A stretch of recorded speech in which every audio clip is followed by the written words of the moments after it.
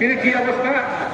এখন সে স্বভাবসুলভ ভাবে জিজ্ঞাসা করে, আচ্ছা বাবু বলেন তো আপদে বিপদে পার্থক্যটা কোথায়?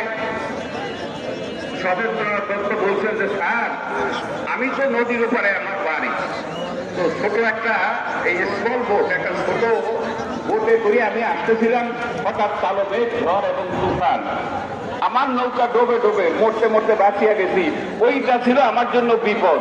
আর এখানে আসিয়া দেখি বাংলা বোর্ডের প্রধান হলেন আমনে ইংরেজ, এটা হলো আমার জন্য আপদ। এখন বাংলাদেশে আমাদেরকে